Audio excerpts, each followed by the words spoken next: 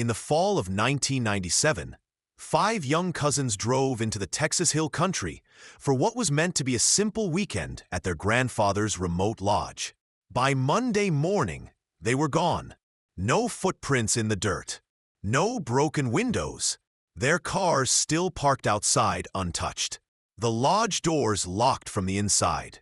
And for 26 years, the silence around Hollow Creek has carried one haunting question. What happened to the 5 cousins of Texas? This was no ordinary disappearance. Local police searched, neighbors swore they saw nothing, and reporters filled headlines with speculation. But no bodies were found, no signs of struggle were discovered, and no answers came. The mystery hardened into legend, whispered in late-night conversations, filed away as one more cold case lost to time. Until 2024. Because this year, the FBI uncovered evidence that stunned even the families who had long since stopped hoping. A ledger hidden inside the very walls of the old lodge. Cryptic transactions, coded initials, suppressed photographs, and the chilling discovery that not all of the cousins may have died that night. For the first time in decades, the silence of Hollow Creek began to crack. And with it, the secrets buried beneath generations of land, power, and blood. What unfolded next shocked everyone who thought they already knew this story. Corruption, conspiracy, and a truth more terrifying than any rumor. This is not just a tale of 5 cousins who vanished. It is a story of how silence was manufactured, how evidence was erased, and how one surviving relative decided to break the cycle after more than 2 decades of fear. Welcome to Untold Secrets Daily. Subscribe now and drop your theory in the comments below. Because as you'll see, this case is far from over. The road into Hollow Creek has always felt like crossing into another world. A winding strip of gravel cut between limestone cliffs and cedar thickets, where the air grows heavier and silence presses against the car windows like a weight. Locals said even the deer moved quieter there, as if the valley itself was listening. At the end of that road stood the Halstead family lodge. To outsiders, it was little more than a weathered structure, swallowed by trees and neglect. Cedar plank walls bleached gray from the Texas sun. A sagging porch with chains that groaned in the wind. Windows clouded with dust that seemed to blink at strangers like tired, suspicious eyes. To most, it was the kind of place you drive past without a second glance. But to the Halstead family, it was something more. A place of return. A place that carried memory like stone carries heat. Built by their grandfather decades earlier. The lodge was meant to be a sanctuary, simple, sturdy, a gathering point where summers were spent fishing in the creek, telling stories by the fire, and carving names into the porch rail. Every beam held echoes of family history, the kind that bound generations together. And yet, there was always an edge to Hollow Creek. Locals whispered that the land didn't welcome outsiders. Strange lights in the valley. Echoes where no one stood.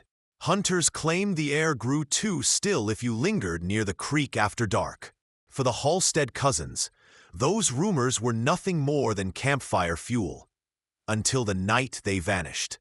On that October weekend in 1997, the lodge became more than just a rustic family retreat.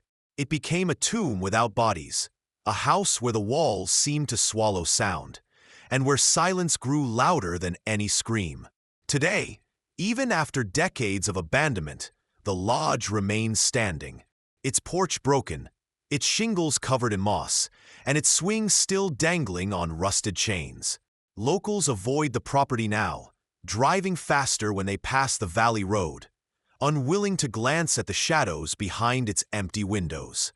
Because whether you believe in curses or not, Hollow Creek feels different. It feels watched, and for the 5 cousins who stepped inside that lodge in 1997, it became the last place anyone ever saw them alive. It was late October 1997 when 5 cousins, bound by blood but separated by years of silence, found their way back to the old lodge. The sun was dipping low. the cedar trees casting long shadows across the gravel road as headlights cut through the dusk. One by one, the cars rolled in, their engines echoing in the stillness of Hollow Creek. The first to arrive was Thomas, the eldest at 24. Steady-voiced, sharp-eyed, already studying law at the University of Texas in Austin, Thomas had always been the responsible one, the planner.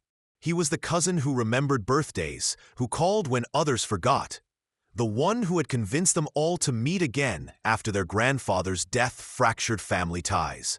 To Thomas, this weekend was not just about nostalgia. It was about repairing something broken. Next came Claire, just a year younger at 23. She pulled up in her rattling silver sedan, the kind of car held together by willpower and overdue oil changes.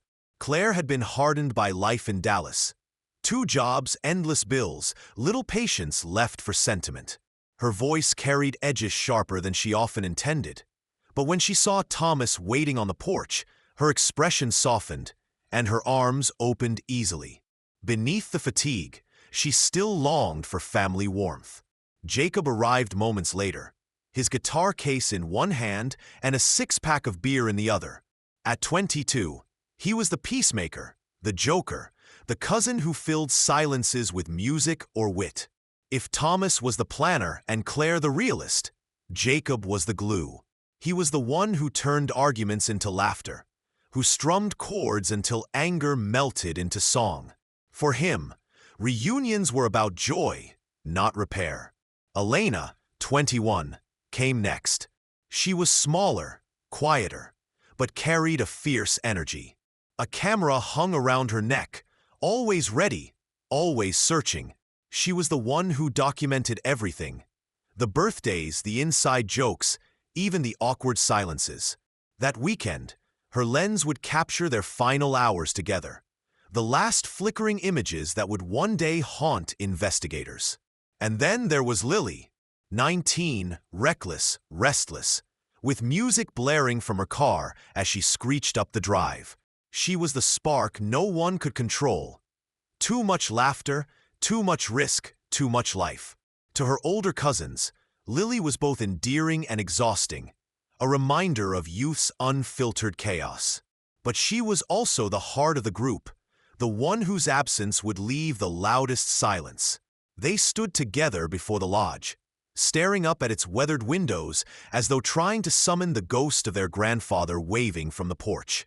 For a moment, the woods around them seemed too quiet, the air too still, as if the land itself was listening.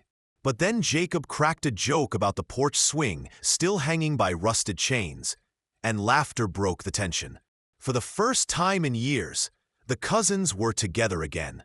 5 voices echoing in the valley. 5 lives stepping back into the shadows of Hollow Creek, unaware that they were walking into history. Not as a family reunited, but as a mystery that would remain unsolved for more than 2 decades. That Friday night, the Halstead Lodge came alive in a way it hadn't for years.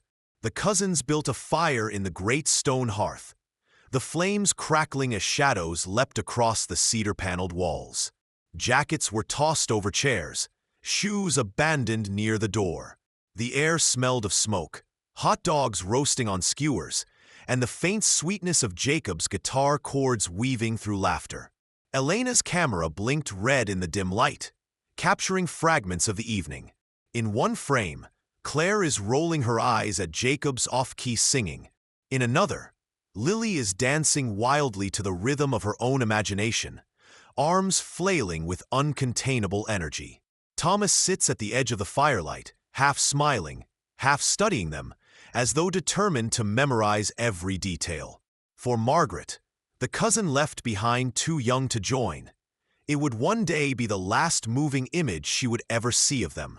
The hours passed gently. Stories flowed, jokes turned louder, and the cabin seemed to exhale with them. Outside, the October wind whispered through the trees, but inside, everything felt safe. When the fire burned low, one by one, they drifted off to bed.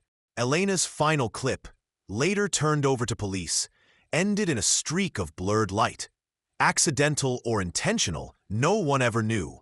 By morning, Hollow Creek was silent. The fire in the hearth had burned out to ash. The lodge doors were locked from the inside. Jackets still hung neatly on hooks. Coffee mugs lined the counter, rinsed and waiting, as if someone had planned breakfast. But there were no voices, no footsteps, no cousins. Neighbors reported nothing unusual. No cars had come down the road. No shouting in the night. No broken glass. Their vehicles remained parked outside untouched. Their belongings remained where they had left them. Only the people were gone. When the sheriff arrived 2 days later, he found nothing that explained the silence. No signs of struggle. No signs of escape. Just the eerie stillness of a house that looked abandoned in the middle of a conversation. It was as if the cousins had simply stood up and vanished into the air. That morning became the point where memory ended and legend began. A family reunion transformed into a void.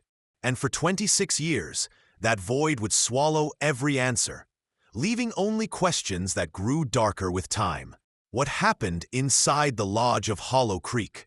Who or what had the power to erase 5 young lives without leaving a single trace? The night had begun in laughter. By dawn, it had become one of the most enduring mysteries in Texas history. When the sheriff finally arrived at Hollow Creek 2 days later, the lodge was as still as a photograph. The gravel road showed no tire tracks beyond the cousins' own cars. The doors were locked from the inside. Jackets remained on hooks. Coffee mugs sat rinsed on the counter as though breakfast had been planned but never eaten. On the surface, it looked less like a crime scene and more like time itself had paused.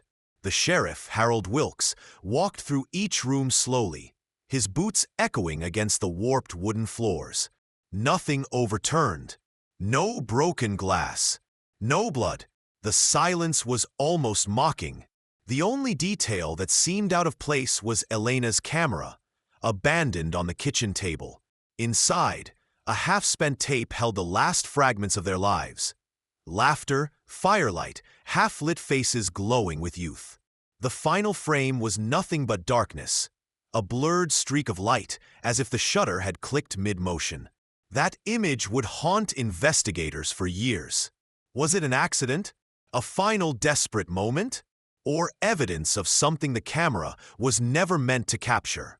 Then came the detail buried in the sheriff's notes, one that almost no one outside the original investigation ever heard. The fire in the lodge hearth wasn't simply burned out. It had been restarted. Fresh ash, fresh wood. Someone had tended the fire after the cousins disappeared. That detail never made it into official press releases. Neighbors were questioned. None had heard shouting. None had seen strange cars. No forced entry. No footprints leading away from the lodge. But a deputy quietly admitted years later that footprints had been found inside, bare, uneven, as though belonging to a young woman.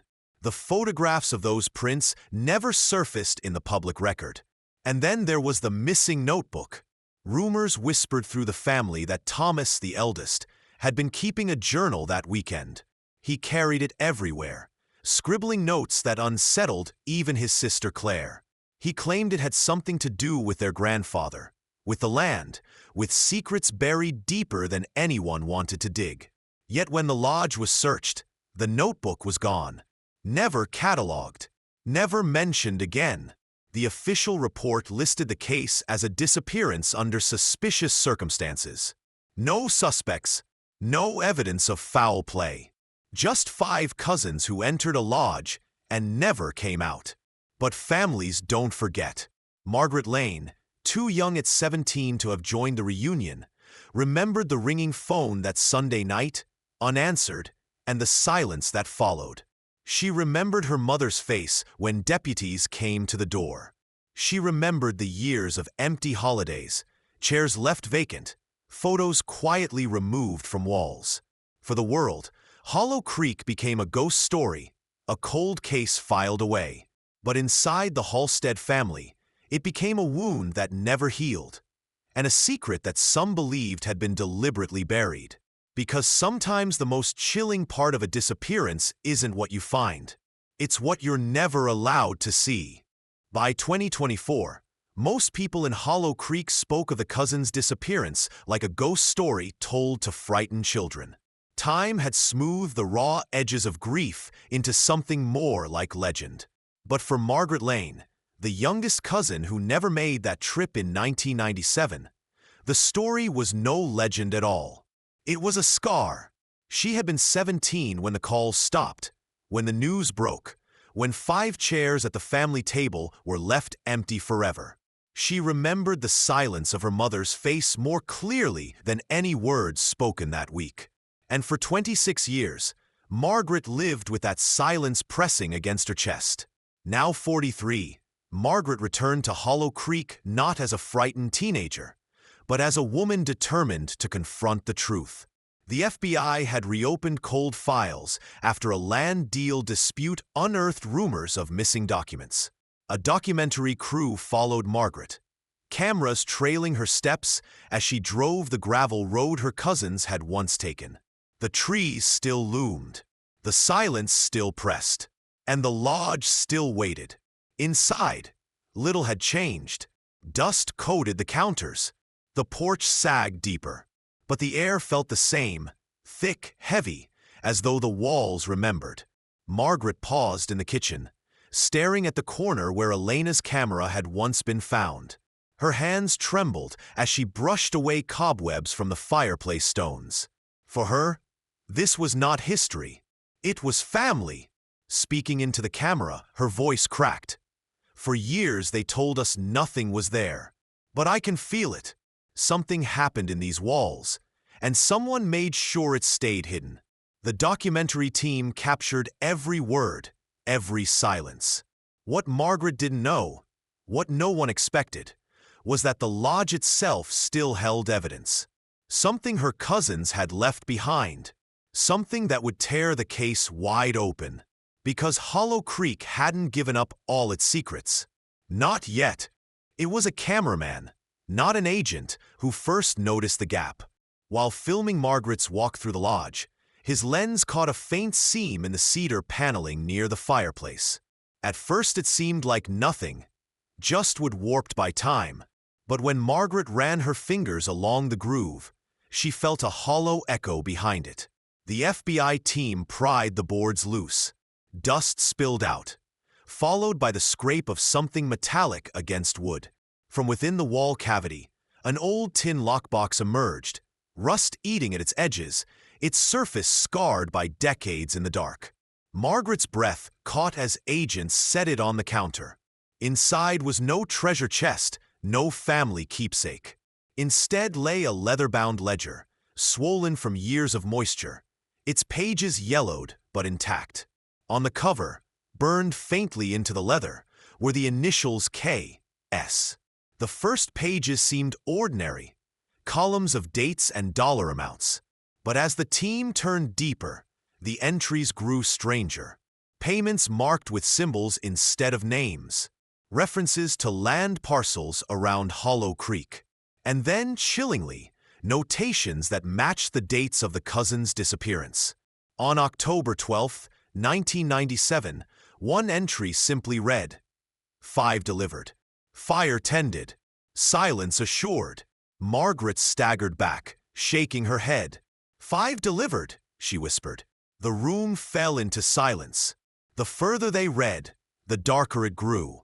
Page after page suggested a network of bribes. To deputies, to local officials, even to Sheriff Harold Wilkes himself.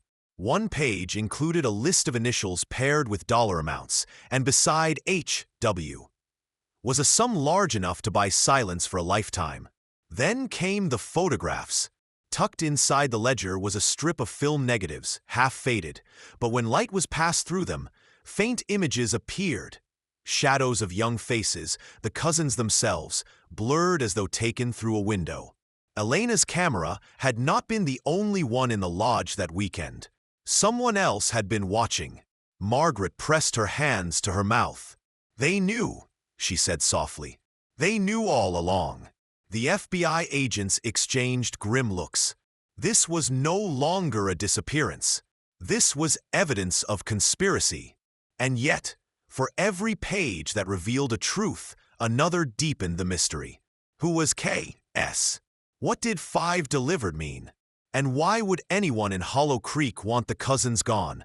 The ledger was bagged, sealed, and carried out of the lodge. But the echoes of its words lingered. For Margaret, this was not vindication, it was horror. The book proved what she had long suspected, that the silence surrounding her cousins had not been natural. It had been manufactured. As she stood on the sagging porch, staring into the valley, Margaret said what no investigator had ever dared put into words. Someone in this town helped make them disappear, and someone out there still knows where the truth is buried. The camera held on her face, pale and resolute, as cicadas screamed in the twilight. The discovery of the ledger did not close the case. It opened it wider than ever before. The name in the ledger was more than an initial. Everyone in Hollow Creek knew who K.S. was. Charles Kenton Sorrell, the last patriarch of a landowning family that had loomed over the valley for generations. Once a rancher, now a recluse, Sorrell lived on the edge of town in a sprawling, decaying estate. When Margaret arrived with the FBI and documentary crew, the air itself felt hostile. The front gate sagged, iron rusted, weeds crawling up the fence line. A single porch light flickered in the dusk. As they approached, the screen door creaked open. Sorrell stepped out, rifle slung casually in one hand. He was old now, his back bent, but his eyes burned sharp and unyielding. He didn't flinch at the sight of cameras. "You don't belong here, girl," he said, his voice gravel scraping against silence. Margaret steadied herself. "You knew my cousins. You were here in '97. A smirk tugged at his face. "Your cousins should have minded their own business." The FBI agents exchanged wary glances, but let the cameras roll. This was not a man denying involvement. This was a man daring anyone to prove it. Margaret's voice cracked, but she held her ground. "The ledger, the photographs, they prove you were there." Sorrell's laugh was low, bitter. "That book doesn't prove a damn thing. Paper burns. Photo fade. But silence lasts." For a moment, he leaned closer, his breath sour with age, his words sharp. "You want the truth? It's still out there, but you won't like what you find." The cameras caught every second. Margaret's clenched fists, the agent's shifting hands, the rifle dangling in Sorrell's grip like a threat unspoken. Then his voice dropped lower. One of them screamed louder than the rest. One of them didn't die. The words struck Margaret like a blow. Her eyes widened, her breath caught. "What do you mean? Who?" But Sorrell only smiled, his teeth yellowed, his face shadowed. "Not all ghosts stay buried. Some are kept." Before anyone could press further, he turned his back and disappeared into the house, the screen door slamming shut. The porch light flickered again, then steadied. The crew stood frozen in the dusk. For the first time in decades, someone had broken the silence. And in doing so, Sorrell had confirmed a possibility more horrifying than death itself, that one cousin might still be alive. Margaret whispered into the microphone, her voice trembling. "If Claire, or any of them, survived, then she's out there. And she's been out there for 26 years. The cameras lingered on her face, pale in the fading light. Because Sorrell hadn't just left them with a threat. He'd left them with a chilling new question. Where was the missing cousin being kept? 2 nights after the confrontation with Charles Sorrell, a tip came through. A former ranch hand, emboldened by the reopened case, whispered about an old barn deep in the Sorrell property. Boarded shut, used for nothing in decades, yet guarded as though it hid something worth killing for. The FBI moved before dawn. Margaret insisted on going with them. She had lived with silence for 26 years. She refused to let the truth unfold without her eyes on it. The convoy crept down a dirt road swallowed by weeds. Flashlights bobbed in the dark, beams cutting through mist. The barn loomed ahead, its roof sagging, its boards warped, but chains still strong across its doors. The place smelled of hay and rot, and something else Margaret could not name. "Cut it," the agent whispered. Bolt cutters snapped the chains. The metal clattered to the ground. Silence held for one breath, two, and then the doors groaned open.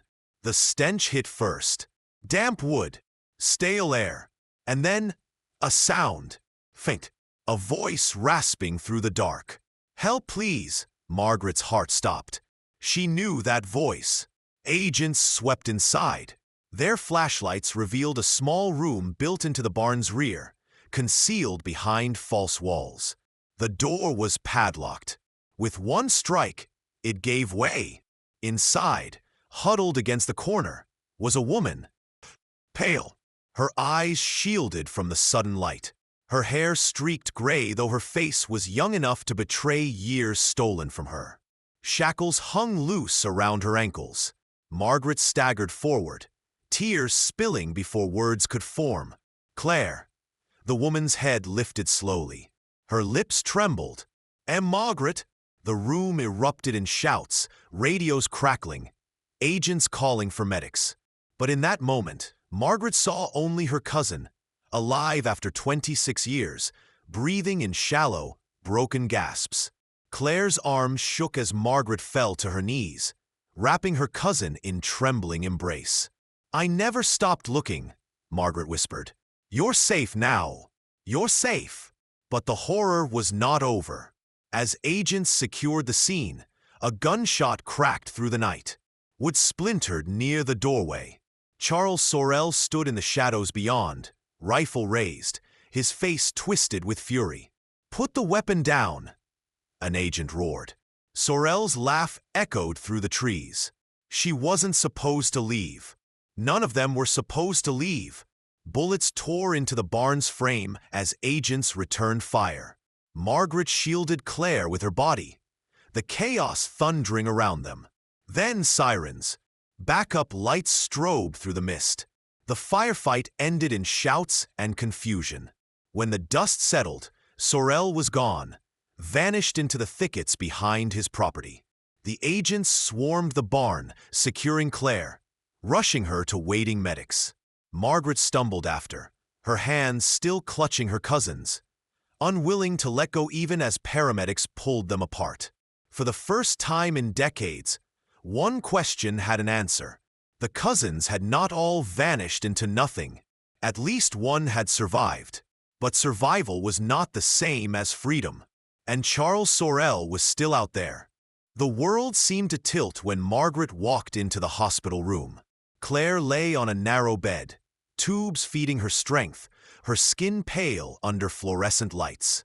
But her eyes, those same eyes Margaret remembered from childhood, were open, alive. For a moment, there were no words. Just two cousins, two survivors, clutching hands across a divide of 26 years. The cameras captured it all. Margaret's tears, Claire's faint, trembling smile, the unspoken weight of decades collapsing into a single breath. The FBI released a statement the next day. Evidence of long-term, unlawful captivity. One confirmed survivor. Investigation ongoing. But the words felt thin against the reality. What had Claire endured? How had she survived, hidden in plain sight, while the world carried on without her? Those answers would take time and courage to unravel. Sheriff Harold Wilkes quietly retired within the week, his name now tied to ledger entries the Bureau could not ignore. Former deputies ducked reporters. Neighbors who had once claimed ignorance suddenly remembered details they had forgotten. Hollow Creek was no longer just a quiet Texas town. It was a place branded by silence and betrayal. As for Charles Sorel, he was gone. Tracks vanished into the cedar thickets. Dogs lost his scent. His house stood empty, his rifle left behind, but the man himself dissolved into the night.